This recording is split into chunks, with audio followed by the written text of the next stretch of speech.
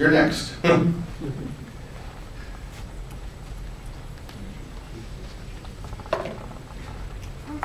Hi, my name is Mark. I've actually been in the meeting a couple times. Can you hear me now? There, that works. Can you hear me? Yeah. I haven't been for a couple months though, and I've brought my robot where I wrote my own code. Cool. It's a pretty much a stock. It's kind of a stock robot. I'm using like off-the-shelf parts. I didn't create any new electronics for it or anything, but it's been a learning experience. I didn't buy a kit. I just have assembled parts, and so I've evolved it over time. It's using a SparkFun Shadow chassis, which is just the plastic stuff you can snap it together, which has worked out pretty well, except it's pretty hard to unsnap it if you need to get in to do things. And then it's using an Arduino Uno for the base processor, and I have an Adafruit motor shield on top of that, which is using I2C, I2C, however you want to say that, for control. And then just some hobby motors on there. The hobby motors have the quadrature motor encoders with the Hall effect sensors. And then I've got some VL6180 time of flight rangefinder sensors on there from SparkFun, which were a little expensive but have been incredibly accurate. So I've been much happier than the HR sonars. Yeah. So that's worked out really well. Let's see, what else? I've got a magnetometer on here that I'm just starting to use. I'll mention there have been challenges. The fun part has been realizing the challenges and then working through them. So the first challenge, once I got the motors going, the first challenge was reading the encoders and seeing if I could actually make the robot drive straight, which was a big accomplishment because without those it just kind of went in a circle because the hobby motors are not very accurate, together. And then on the sensors, it turns out the sensors are the I2C devices, but they all have the exact same address. So if you try to hook up more than one, you're like, which one am I talking to? I have no idea. So I got a hint off of one of the forum posts to use a multiplexer to choose which sensor we're using at any given time, which was fun, because I was able to put the circuit together separately from the robot, get it to work, and see how it did and everything, and then hook it into the robot. The magnetometer I mentioned, I've got a Bluetooth receiver on here, so I can actually, it will go into autonomous mode. I apologize if it's a little bit sluggish here. I think I left the battery on earlier.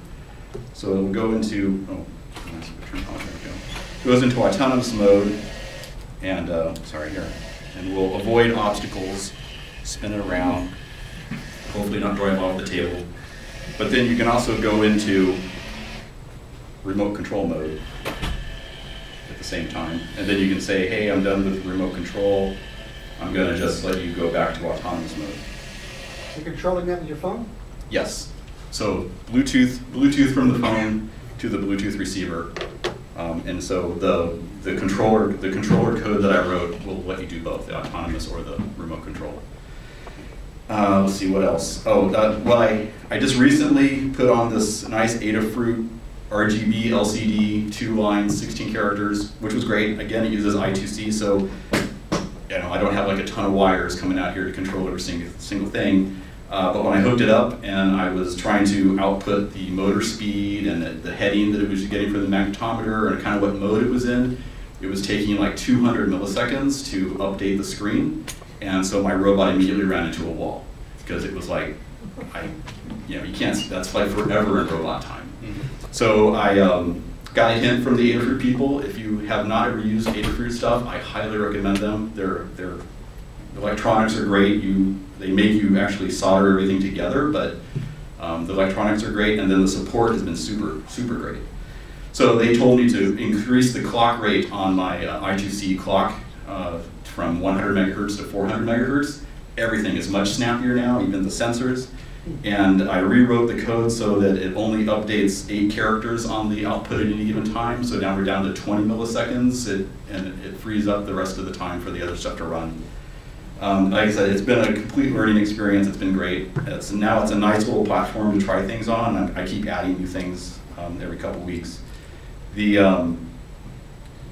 I'm gonna get, I'm right now I'm using the motor encoders to adjust the motor speed so that it drives fairly straight.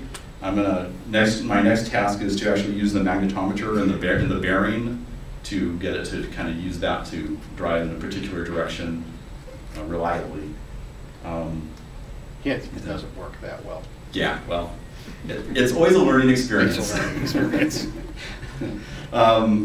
It's been, besides fun, it's actually been a confidence builder. Like I said, I'm just kind of using off-the-shelf stock parts and putting them together in ways that I find interesting. So I'm starting to take this to the next level, I guess you would say. I went to Pololu and I bought a larger chassis with four-wheel drive wheels, and I'm going to go do the Robo Magellan thing next.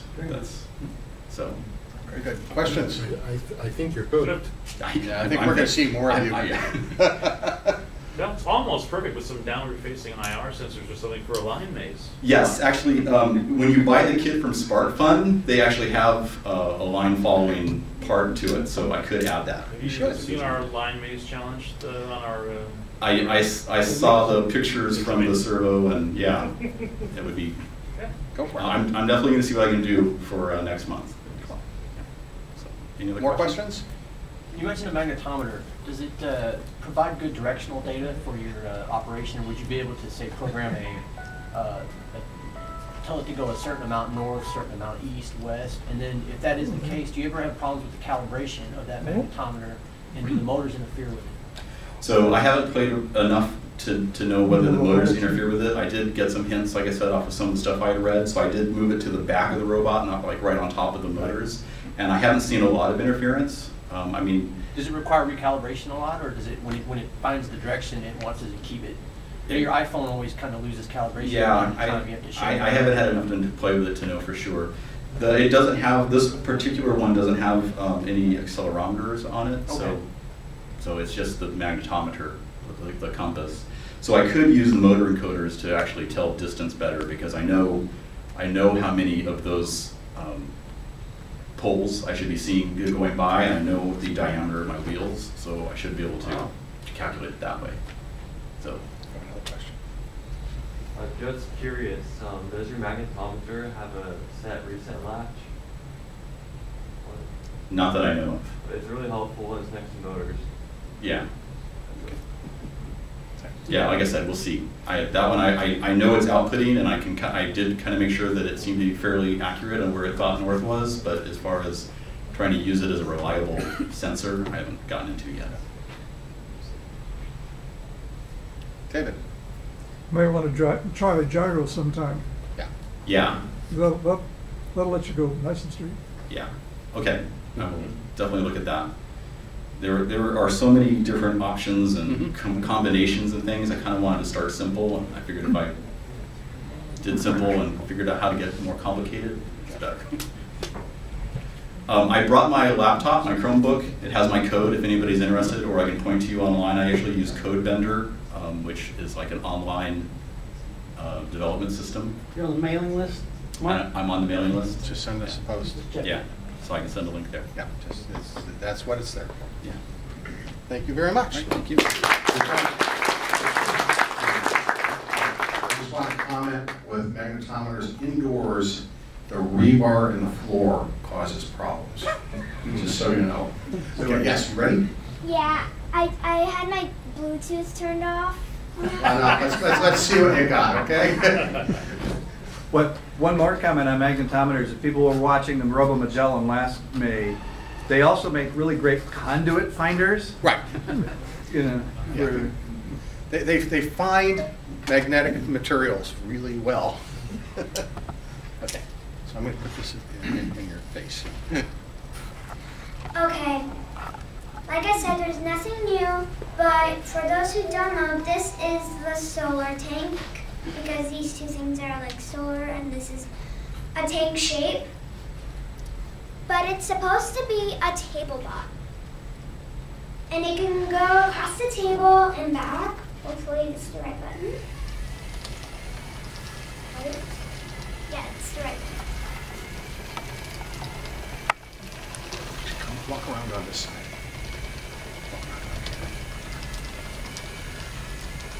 All right. You go, just stand over on this side. Okay, there you go. Also, it could grab an object and go back. You just have to line it up either the robot or the object correctly. Come on. Okay.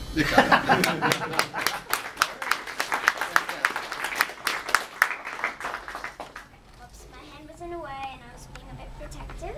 But also, fun fact is if you have like a Lego Friends character, you could put it right here and it could just sit. I have proof, but I feel like it'd be a bit of a waste of time. Okay. Thank you so much.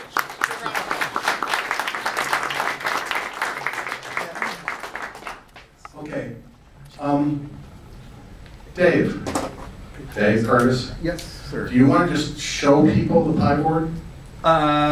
Okay. And that, let's see. This is shot as well. All right. Ooh, this mic is actually hot if you use it, right? I've been, the reason Wayne came up here, or had me come up here, is because I have been bugging him pretty much weekly. Did you open it for me? Thanks. Pretty much weekly in email, or daily for a whole week, about this guy, which I am extremely excited about. Can you get a zoom in on that guy and see it? This is called the pie board. Where should I go? Should I get it in the frame there? So anyway, it's the canonical implementation of MicroPython. It has a ST arm, some flavor, a fairly large one. And a bunch of I/O, as you can see, an SD card slot and a micro USB cable. Anyway, a micro USB cable is your development system. It runs Python 3.4-ish and has a read-eval print loop. When you plug it into USB, it appears as two devices. It appears as a flash drive, so you can just copy Python files over to it. You also get a read-eval print loop, so you can do interactive Python on it. It's really a very full-featured Python, and after playing with this for a few days, I'm extremely high on it. I don't know why I would ever buy an Arduino again. And it's all set up. You can plug servos into it and just go. Yeah, Cam's got a question. Pie board? Pie board. P-Y? P-Y-B-O-A-R-D. The best way to find it is to go to MicroPy. I was looking for PI board. I couldn't find it anywhere. Right. PY, as in Python. And it's MicroPython. It was a Kickstarter a few months ago, or maybe a year ago, or something like that. And the MicroPython source base is under MIT license, and people are starting to port it to other ARMs. You need an ARM with a fair amount of flash and a fair amount of SRAM. But it's really spiffy, and Shiloh and I bought a bucket load of them because we're planning to incorporate about 7 or 8 of these in our Robo Magellan, among other things. So anyway, I'm taking too much time here, but I did want to get even more people excited for the pie board. So why would I want that as opposed to a Raspberry Pi or a BeagleBone? Okay, so this does not run Linux. This is a microcontroller. It's a Cortex M4. Okay, so you're not going to be able to run Linux on it. However, because it is a microcontroller, it gives you the hard real-time control that you can't get on a Linux, and has all of the motor control functions and servo control functions and that sort of thing on it. And it's programmable in Python. So what we're looking at doing is taking something like a Raspberry Pi and a bunch of these and talk to one of these using a serial port and do the hard real-time motor control kinds of things on this, and then Linux do the less real-time aspects. So this is more of a down at the hardware level stuff. So how many lines are out of there, or you're just going to buses? Well, what's? So when you're controlling the motors, do you have what number of digital lines, what number of analog lines, or it doesn't work that way? Oh yeah, there's You know, like being typical of an ARM, there's a very complex I/O multiplexer, so you can map pins into multiple functions. But it's no problem getting control over, you know, several motors. There's lots of PWM outputs that you can map to several timers, although you might not necessarily be able to do that simultaneously with also having lots of serial ports. You know, but you can kind of look at the pins and figure out what your needs are, and figure, okay, these are going to make serial, and these are going to make motor control, and these are going to be servos, and these are going to be bump switches, and so forth, and off you go. And it's all programmed in Python. So if you're a Python fan, which I happen to be, it's pretty cool. I mean, I don't know why I'd ever buy another Arduino again. And it's just way faster and it's way more powerful and way easier to use. I mean, if anything, easier to use than an Arduino. So anyway, I'm taking too much time. And I'll have it later in the back. Yes, one more. How much? Oh, it's like $35 or something. Adafruit has it for, or doesn't have it for $44.95, but they're out of stock. Have you any experience with how often they restock these things? No, I don't know. I'm sorry, they're out of stock. It might be my fault. No, I don't know. No, I didn't. I really only went. Now it comes out here and pitches it. Anyway, yeah. You said it fully supports Python. Does it support multi-threading? What, you mean the Python 3.5 stuff? Just does it support threads in Python? I do multi-threaded parallel. Yeah, it's mostly Python 3.4-ish. In terms of the threading stuff, I'm not actually familiar enough with the threading API. I haven't dug into it that much, but you can write interrupt handler callbacks in Python in this guy, and get at the interrupts. So, but I will check that and during the presentation. How complete is the peripheral library for the how complete is the peripheral library in Python for the what library? The peripheral library. So Oh, the peripheral library? Yeah. Pretty good. There's a module in Python that brings up the pins and the counter objects and various things like that as Python objects. So it's pretty much a Pythonic interface to all of the I/O. I mean, getting back to your earlier question of why not Linux, this is bare metal. I mean, there are a lot of, when you're doing Python programming, you know, like you're importing sys, you're importing OS, and you're doing it, there's no operating system here, okay? Also, it's a microcontroller, so there's a limited amount of RAM, right? So if you're expecting to come out and do a Python system call, you know, you're likely to be unhappy because there's no OS. But anyway, I don't want to monopolize here, so. Thank you very much. By the way, David knows how to hold a mic. Okay. Cam, you said you had something? Okay, here comes something. Here comes something. This is a Nito Pyros. This is a Nito Pyros here. This is something like we're doing in our SV Ross meetup. And Bill, you got him there? You got the camera on him, on the robot here? Yep. Ingolf, move your shoes. Move your feet. So I've got the Raspberry Pi. I've got the Raspberry Pi there inside of the bot vac. Generally, I've done this demo with a computer velcroed to the top of the robot. Now, I'm finding the Raspberry Pi is disappointing because it's slow. This is my map, and it's not updated yet. I'll drive it around, and in 20 minutes, I'll get a map of the room and attempt to navigate within it.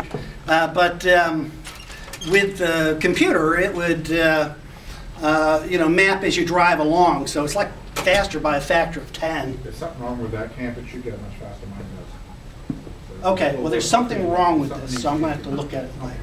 But regardless, I'll drive it around and I'll make a map. We'll see what's going on. And I'll check with Ralph Ganock. The G is silent. And we can make some progress that way. But this is the kind of stuff we're doing at the SV Ross meetup. It's a lot of fun.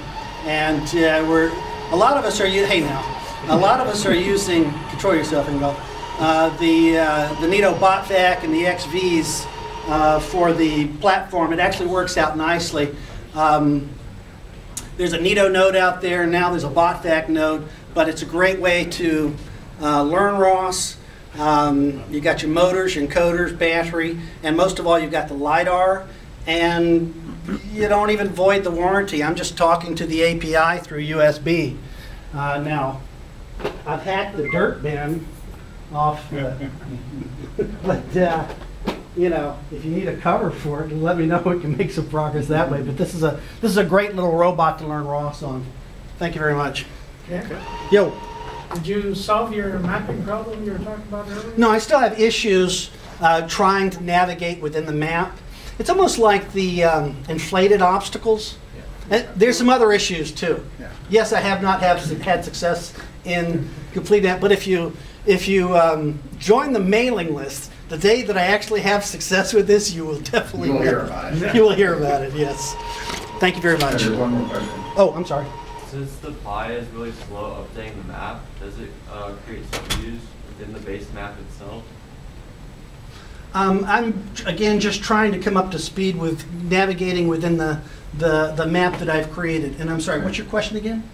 Since using the Raspberry Pi to update the map, and since it's slower, does it eventually create skews within the base? Well, I've got worse problems. I don't, you know, when I'm finished with my map, I can see some of my LiDAR markers being beyond the wall and stuff like that. I think there's some more, how shall we say it, refinement that needs to go along, especially in 2D nav. You know, these are sample, configuration, it says. Let's not solve the problem that's now. What it is. Yes. Okay. Thank you. Ralph has had the experience where he was able to Gmap just fine with the Raspberry Pi. So we will figure this out as a club and get the information out there. It should be reasonable. Okay? So watch the mailing list. Okay. So any other show and tell items? Because I always go last. Okay. I've been showing this robot for a little while. This is, oops, we got another one. Come on up. I had a quick question regarding mapping. He was just talking about the land robot trying to create a map. I guess it does that through its own LiDAR. Is that what you mentioned? It's a LiDAR, yeah.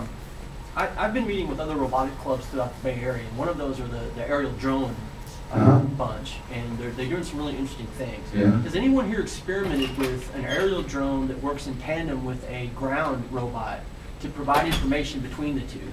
I mean, my vision is to see an aerial drone that works with the robot on the ground to provide it with map information in real time. Is that a viable concept? It's probably a viable concept. People in this club aren't doing drones yet. Okay, that's just the honest answer. We're not against drones. We love to have drones. But we won't let you fly them indoors. Okay. Okay, let's do this. Your name is? Davin. Davin, okay. So I'm just going to hold this in front so we can talk. So it's 13. This is a table pod. Okay. We brought it we brought this last time and had a little bit of technical profile with it. So since then we've made some improvements. And you're pretty confident it's not going off the table. Yeah, I'm pretty sure it will not go off the table. We have IR sensors that are one on each corner of the robot, and it will not go in the direction where a sensor has detected the edge of the table. Do you have a question? Yes. Comments? The comment is, I also happen to have a table bot. And the question is, where did you get all those parts? Like, if they were just like around the house, then if they were like there for a bit, where do you have a guess where you found them or got them? Or where did you get the parts? Do you want to answer that? We started, this is a Parallax Bobot kit, the Arduino version. And it has a lesson, a tutorial in there about how to do a table bot. And that's what we tried last time, but we had a problem with the sensors. So we've since added additional sensors. Where did you get the we sensors? purchased those sensors from Amazon, from a But you also replaced the wheels with the Tamio tracks. Right, that's a kit, that's Parallax cells. So Gavin was inspired to become a robot expert by the movie WALL-E. And so he wanted his first robot to resemble WALL-E as much as possible, because if you remember, WALL-E had tracks as well. All right, well, thank you. So your next challenge is Do we have any other robots? Because as I say, I always go last. Is that the Arduino? Okay. Now, I'm not going to spend too much time here because I'm actually going to have a better demo next month. This is Loki, and this is a Ross robot. It has a Raspberry Pi on it, and most people comment that, wow, it's got a lot of sonars on it. It does. It has 16 sonars. The reason why it has 16 sonars is because sonars went from $70 when I started this hobby down to $1. Okay, so I've got $16 worth of sonars on here, so why not? Okay, it uses a USB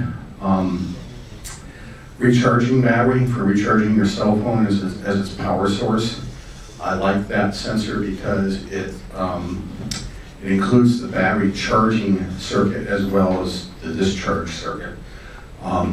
Frequently, you just buy standard lithium-ion battery packs or stuff. The charger for it is quite expensive and a little touchy. Okay, it's got a USB antenna. It's got pull motors plus the magnetic Hall effect encoders on it, and it also has a camera on it. Can you see the camera? What? You can put it on the table. Sure. Let me go this way. So the camera is there where my finger is, and I believe in ceiling fiducial navigation. I've been talking about it for a long time. We've got to actually show up sometime and show it working. We haven't done that yet. Okay. It runs an Atmel 18 Mega 2560. This is equivalent to the Arduino Mega. And it actually uses the Arduino bootloader, and we program it using standard Arduino technology. However, some of the libraries aren't up to snuff, so I had to go write my own interrupt drivers and stuff. So it's just the way it goes. And that's really all I want to say. We'll hopefully show more of this going on next month during our large show and tell called the Robot Challenge. Any quick questions? Yes? I'm curious, how long does it take you to cycle through and read all of those sensors? Okay, this is a very good question. And the answer is I've gone to dynamic scheduling, where I schedule the sensors in the direction of travel to be probed more frequently than the ones in the back. So as I'm going forward, I'm using the front sensors, and as I'm going backwards, I'm using the back sensors. And I don't completely give up on the other direction, but I just don't probe them as much. So I go from about 16 servos that are on there, and I'm really usually only using about 5. And so it doesn't take very long at all. And so I need to give you an answer. Probably I get through 5 sensors, depending upon how close they are to objects, in between 1 to 2.5, 100 to 250 milliseconds. It's acceptable. It's not great, okay? I'd rather have a LiDAR, but nobody will sell a LiDAR bare bones without charging a lot of money, okay? So it's frustrating. Okay, any last questions? Otherwise we need to get on with our main event, which is the talk. So what happens now is we take a 5-minute break. This lets our speakers set up, get their laptop all set up for everything, and then we get started and we will go on with our talk. So 5 minutes from now.